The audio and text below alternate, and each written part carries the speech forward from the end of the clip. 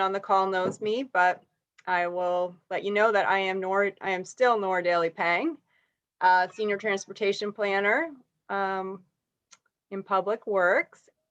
And it is my pleasure to introduce the Evans School team today to talk about making better connections in Shoreline. Very appropriate that we're doing this week because 2 years ago, I was on a plane heading to Helsinki for a fellowship to study Helsinki's diverse set of options, mobility options that are so economical, convenient, and fun that people will naturally choose them over driving. And part of that study was to find out what Finland's doing in that arena. But the other part was about Shoreline, about me coming back to the city of Shoreline and sharing what I learned and helping us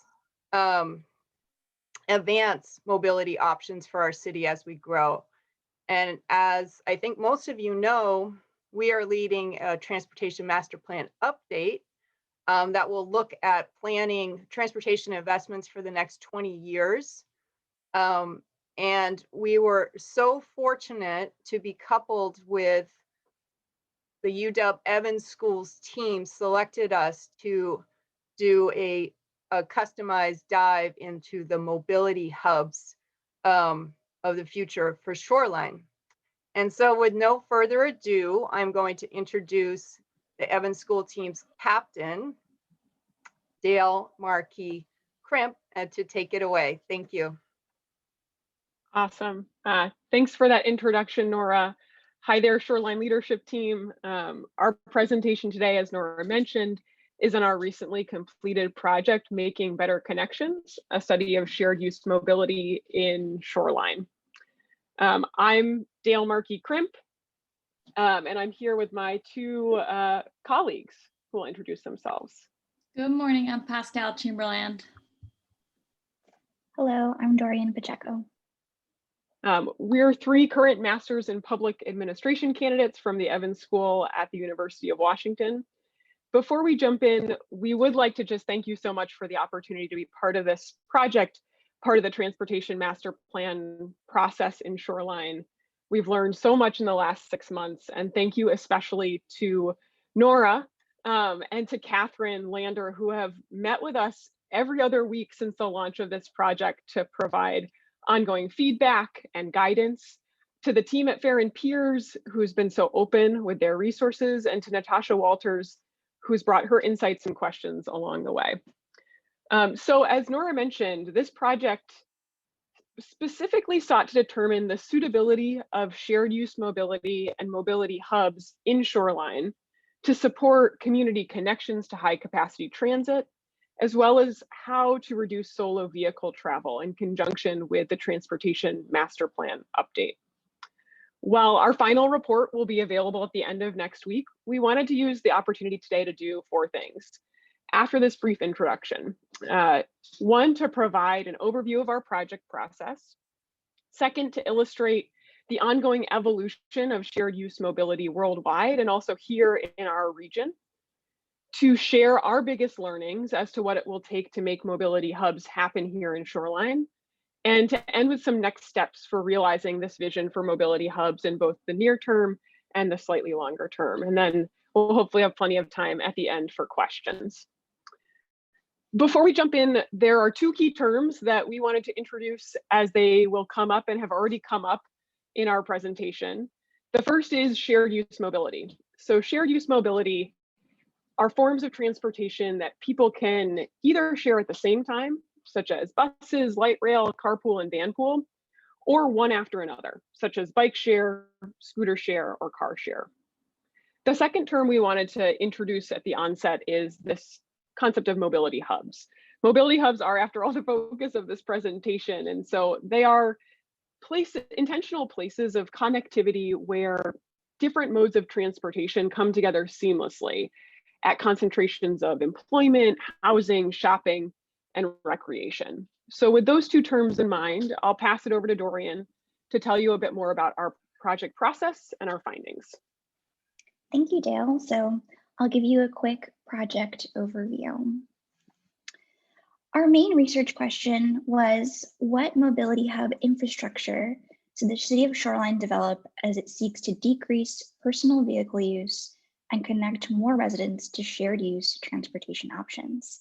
That brought us to two sub-questions for our project, which were, what criteria should be used to determine the siting of mobility hubs, or rather where they should go? And what criteria should be used to determine the features and amenities at each proposed hub? So what should be there? We're really focusing on mobility hubs and the infrastructure needed to support them, and not necessarily the different types of vehicles or other modes of transportation that could be there, because we know that that technology is constantly evolving. And I can illustrate that briefly here. So shared micromobility has evolved so much in just under 10 years. In 2017, docked pedaled bicycles were really popular in cities like Seattle, but just 1 year later, dockless electric bicycles became the norm, like the jump bike that you see here on the left. Then in 2019, just 1 year later, electric scooters came into the scene and have been gaining popularity since then. You can see that the Link scooters are quite popular, as well as some of the Bird scooters that you might see in other cities. And then more recently, Segway released the S-Pod, which is a chair-like device that's really helpful for people with disabilities who haven't been able to use bikes or scooters. So you can see from 2017 to 2021, much under 10 years, that the types of devices, the people who ride them, and the demand for shared use mobility in general have all changed dramatically. Our project focused on the significant capital investments and capital infrastructure for mobility hubs should support these ongoing changes over the next 30 years, regardless of the type of device that people will be riding. So because of the highly evolving trends around shared micromobility, again, we really focused on what's needed to site and support hubs. So we started with a literature review, mostly from transportation agencies and other cities, and less so with academic literature, mostly because mobility hubs are still quite new, especially in the US. We did interviews with cities along the West Coast, case studies of cities with successful mobility hubs, and then we also used Shoreline's own transportation master plan survey, which was conducted between January and March of this year, and showed us how the community sees their transit network, their initial attitudes towards mobility hubs, and the features that they'd like to see at them. Based on the results of our research and analysis, we developed a set of holistic hub criteria that Pascal will talk about later in this presentation.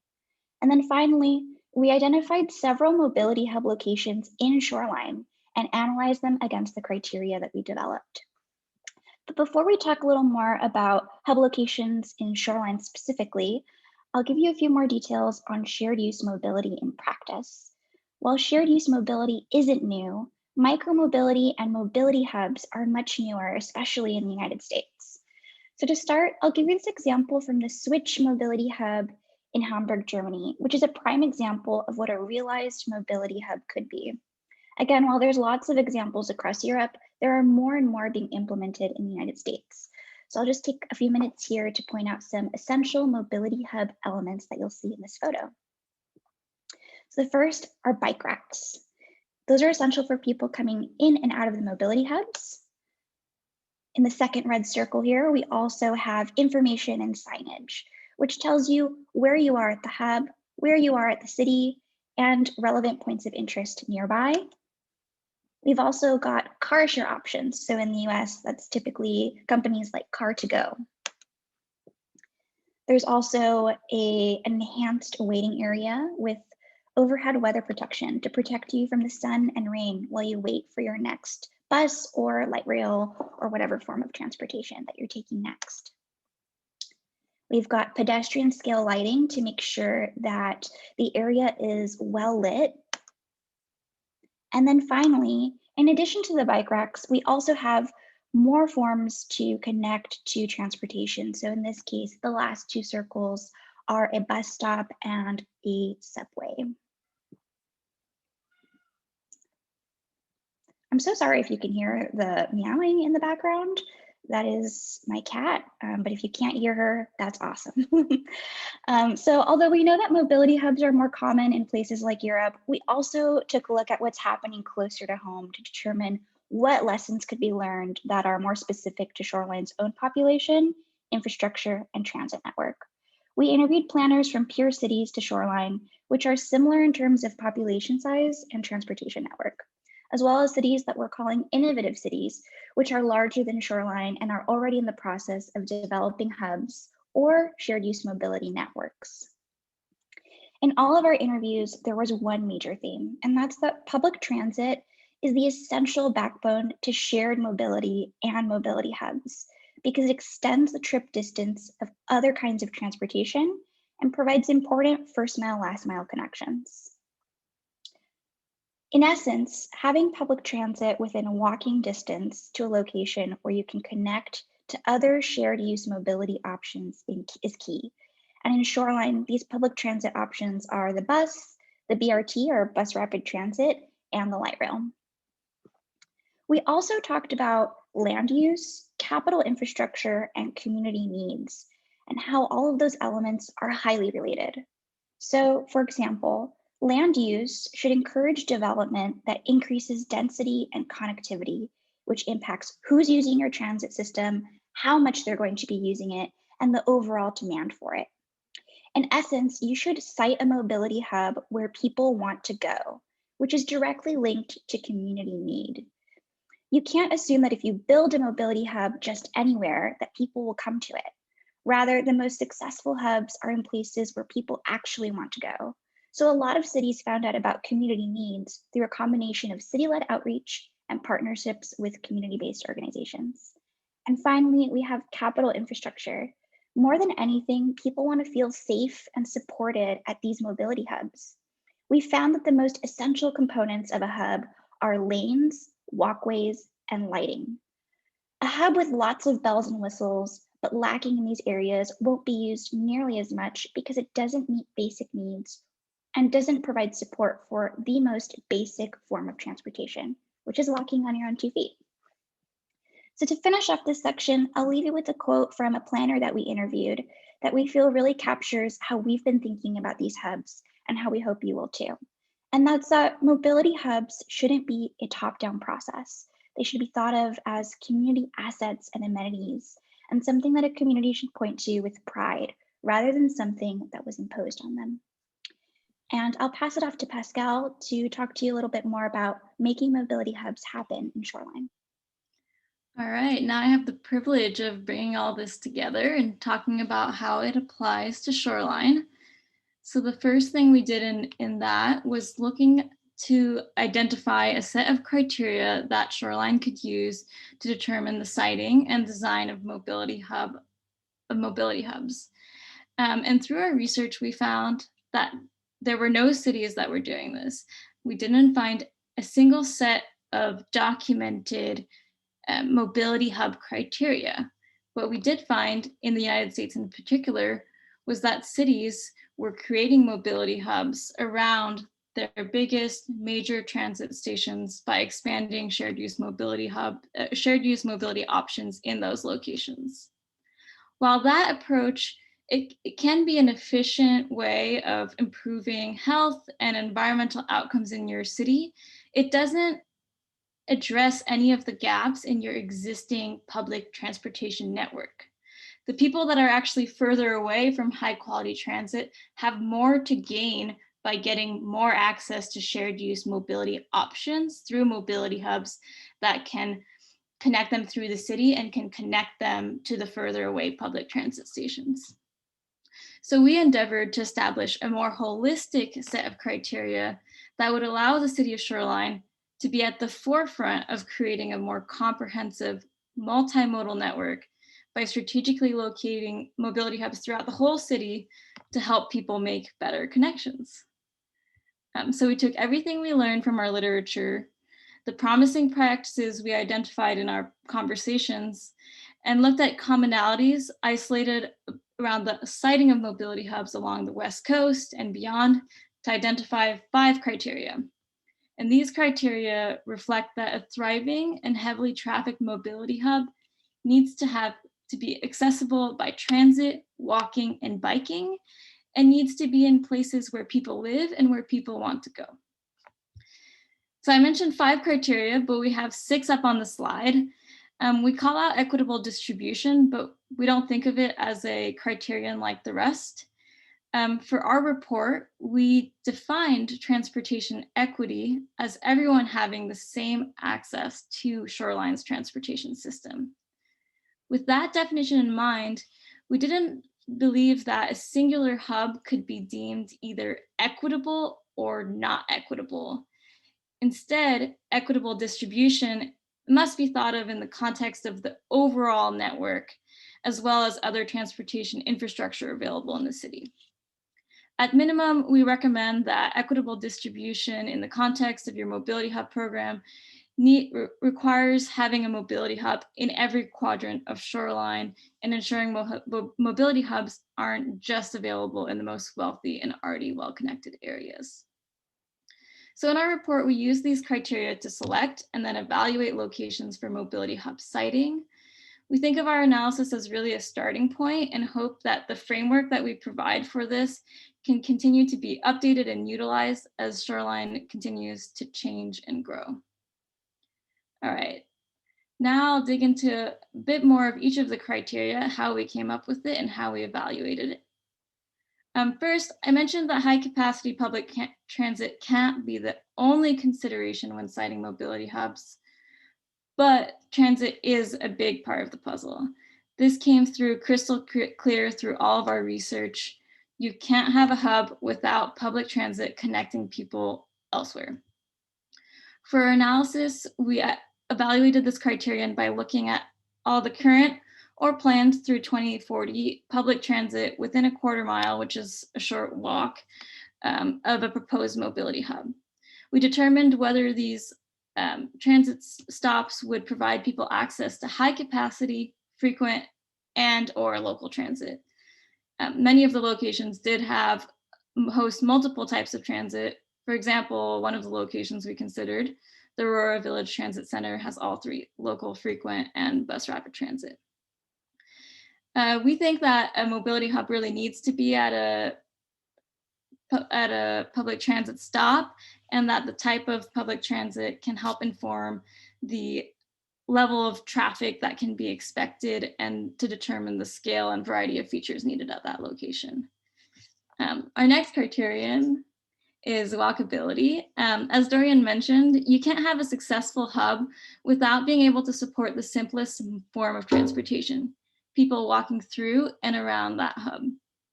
For a mobility hub to support the most people and to remain a comfortable and interesting place of gathering and connection, you're going to need most people to walk there, because walkers add vitality to a place without adding a lot to congestion and requiring a lot of space to store a vehicle or else.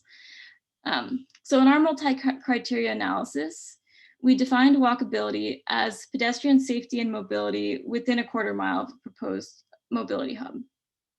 We looked at sidewalks, crosswalks, curb spaces, lighting, and more to categorize the walkability of each location. And for locations with low walkability, we recommend that the city focus on investing in pedestrian infrastructure before building out a mobility hub there. Because even if you provide a bunch of new and improved shared use mobility options, people won't be able to use them if they don't feel safe on the streets and sidewalks to get there. Next up, we have bikeability.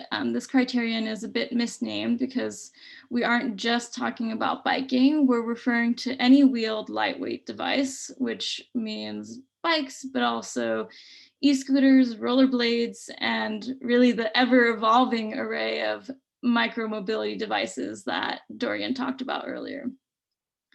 Similar to walking, we think that helping people roll their ways to more shared use mobility options is really crucial to creating a mobility hub that can support a lot of people in an environmentally friendly way. To evaluate bikeability, we were interested in understanding whether people within a reasonable distance, about 3 miles, could ride to a potential mobility hub. And we considered bike infrastructure as well as street conditions and street speed to approximate the level of traffic stress and categorize locations from not bikeable to highly bikeable. Next up, our last two criteria are all about where people are and where people want to go. Our interviews and literature made it clear that you can't create a hub and assume people will use them. You can encourage people to take alternative modes of transportation by providing good options in places where people already want to go. Hence, we suggest placing mobility hubs near destinations of employment, recreation, shopping, and education. So to evaluate destinations in our analysis, we considered the number of destinations within a quarter mile of a proposed hub. But then we realized you can't simply count the number of destinations in the area because some destinations attract a lot more travelers than others.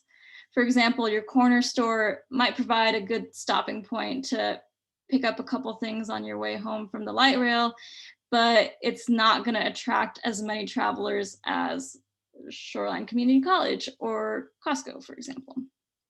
So in our assessment, we created a definition that attempted to balance the quantity, size, and variety of destinations to compare how much they would bring in travelers and create connections in the area. And the last criteria is the other side of this, where people want to go and where people are puzzle. Density is all about where people are living. We found that people are much more likely to use a mobility hub if it is at their doorstep. And with higher density, you can have more people who are within a walking or biking distance of a hub, and increasing the impact that it can have within the city. Apartment buildings and mixed-use residential and commercial developments are also likely to have higher demand for transit services because residents are more likely to not own their own personal vehicle. So for our analysis, we measured density as the number of people per square mile, extrapolated from census data of census blocks within a quarter mile, and also estimated from city plans about expected upzoning and redevelopment. And we categorized locations from low residential density to high residential density relative to the density of the city of Shoreline. Okay, so what did we do with all this? We use these criteria to help inform our siting recommendation. To start that, we needed to narrow down to a manageable number of locations to assess across all of these criteria. We started doing that by first looking at public transit stops. Like I said, we really believe that every mobility hub needs to be by at least some type of public transit. So we started there, and then we looked at which of the smaller public transit stops are by big destinations that people want to get to that we need to help create connections to. And then we finally narrowed it down by looking at thinking about equitable distribution and making sure that there were at least a couple locations within every quadrant of Shoreline, and narrowed it down to these 12 locations you see on the map. And in our report, you can see each of these 12 locations analyzed across all of our criteria, and we've documented how we assessed them, evaluated them, how they ranked, and compared them against each other. I'm not going to get into the weeds on our analysis of that, but I will tell you some locations ranked better than others, and we do believe some locations are going to have more traffic than others. But ultimately, we think all of these locations could be suitable for a mobility hub, and having this range of mobility hubs would really create a more connected and equitable mobility hub system. But there are limited resources and limited time, so we have created a ranking system and a typology. So the locations that we expect to have the highest level of traffic through them, we've categorized as regional mobility hubs. These are the blue hubs on the map, and we think these are by high capacity transit. People are going to be moving in and through these to get around the region. And we think these probably should be the top priority for Shoreline to get done. Next up are central mobility hubs. These are also going to have at least frequent transit, probably high capacity transit, and they're going to help people move around Shoreline, going to have a lot of movement through it. We think these should be the second priority. And finally, the green hubs are neighborhood mobility hubs. As the name suggests, these are really about helping people within a neighborhood move around and connect to central and regional mobility hubs. We think these are important, but they're going to have less traffic, and generally these needed more capital infrastructure improvements to support them. So we recommend these be the last hubs that the city tackles to complete the network. And now I will pass it off to Dale, who will talk about how we can also use these typologies to inform design. Great, thanks, Pascal. So as Pascal mentioned, next we'll talk about mobility hub design recommendations. Just what are the features and amenities that make a mobility hub different from a regular bus stop or a street corner? Our research indicates that mobility hub features can be sorted roughly into 7 categories. Bus infrastructure, including bus stops, bus shelters, and bus layover zones. Bicycle connections, such as bike sharing and scooter sharing, bike and scooter parking, and bike facilities such as bike lockers, public tools, and pumps. Pedestrian connections like sidewalks, crosswalks, and pedestrian signals. Vehicle connections such as rideshare pickup and drop off, kiss and ride zones, car share, and electric vehicle charging stations. Information and signage such as wayfinding, real-time transit information, and Wi-Fi and smartphone connectivity and charging. Support and safety, such as local ambassadors, and also waiting areas covered and uncovered. And as has been mentioned throughout this presentation, lots and lots of lighting. And lastly, active community uses. And this could be retail or residential, but it could also be public green space or community art. These 7 categories of features show up at each type of hub, as you can see in your features and amenities table in the executive summary that you were given before this presentation. However, a key detail that we hope you notice is that the range of necessary features decreases from regional hubs to central hubs to neighborhood hubs. As Pascal mentioned, regional hubs, which are located at regional high capacity transit centers, will serve the broadest base of users, both commuters from outside of Shoreline and community members within Shoreline. And then neighborhood hubs, the smallest hubs, will most regularly serve a smaller slice of the population and thus have a smaller range of demand. However, they do have the potential to be the most personalized based on particular neighborhood needs and preferences. But let's take a closer look at a neighborhood hub. So these neighborhood hubs, the smallest hubs, they provide a safe and comfortable place for community members to connect to public transit. You can see an example here from Minneapolis. A bus stop with frequent bus service is enhanced with an area for rideshare, drop-off, and pickup, areas demarcated for bike and scooter share, plentiful covered bus waiting areas with real-time transit information, and this tiny little bit of green space in the middle. Depending on the expressed community need, secure bike lockers could also be a good fit at a neighborhood hub, as was very evident in the community survey. This could also be personalized with some community-based art to increase the neighborhood's pride and ownership. Of the locations we analyzed, these 5 listed here, we believe are the best fit to be neighborhood hubs. Next up, we have central hubs. Central hubs are larger hubs located at transit stops that serve at least 2 bus lines, and they help connect residents and commuters to major points of interest within the city. This mock-up, which is from a newly under construction as of the last few weeks, North Boulder Mobility Hub. You can see that a central hub often stretches across a large intersection, providing a number of different amenities spread across that larger area than the smaller neighborhood hub. These locations, which are often much busier than neighborhood hubs, have an even greater emphasis on pedestrian safety, with ample lighting, wide sidewalks, very well-marked crossings, separated bike lanes and bike lockers, and you can even see in this mock-up in the top right-hand corner, car sharing facilities to connect those pedestrians outside of the area. Of the locations that we analyzed for this project, the 4 listed here, we believe are the best fit for central hubs due to their frequent local and regional transit, as well as their proximity to points of interest within the city of Shoreline. Lastly, we have regional hubs. Regional mobility hubs support everyone traveling to, from, and within the city. They have the greatest array of features and amenities to meet the needs of this broad user base. Regional hubs should be home to as many of the features and amenities that a city or transit agency can include.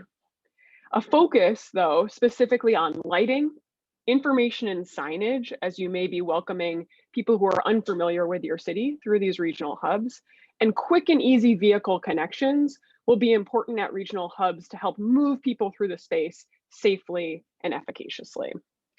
Of the locations we analyzed, the 2 light rail stations and the Aurora Village Transit Center, we believe, are the 3 locations best suited to be regional hubs. So to close out, we wanted to offer a few next steps that we believe will enable the city to capitalize on this report and our research. Our next steps fit into 2 categories: relationship and capacity building and updates to the TMP.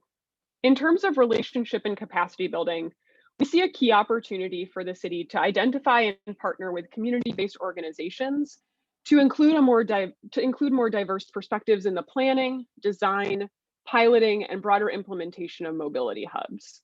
We also see an opportunity to work proactively with regional transit agencies as well as private developers to advocate for infrastructure and features on those actors' owned land so that they can align with the shared mobility goals of the city. These agencies and developers are and can be key partners in cost sharing and cost savings, as well as partners in better integrating mobility hubs into the overall built environment of the city. Internally, the city could also develop a land use code for mobility hubs. In the way that cities have land use code for parking lots and garages, having land use code for mobility hubs will lay the foundation, pun very much intended, for hubs to be more easily implemented when the time comes. They can also operationalize the mobility hub siting framework that Pascal introduced. By turning this framework into an interactive tool, city staff will be able to update the ratings of each location as new projects are approved that change the built environment, changing the relative density, walkability, and bikeability of locations. Also, new locations can be added and assessed using the criteria. And lastly, circled in blue here, prioritizing pedestrian and bike infrastructure. We know that this is something the city is already doing, but our biggest lesson from this project and our research was the essential nature of safe streets and safe bikeways. To support travelers in taking modes other than cars, they need to feel safe in these alternatives.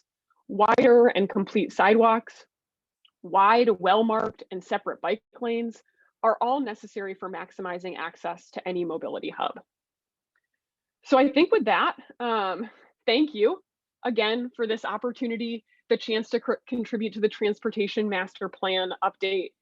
We have thoroughly enjoyed our work over the last 6 months, and we're really looking forward to seeing how Shoreline continues to grow and develop in the coming years. And I think we've got a bit of time, just under 9 minutes, for questions.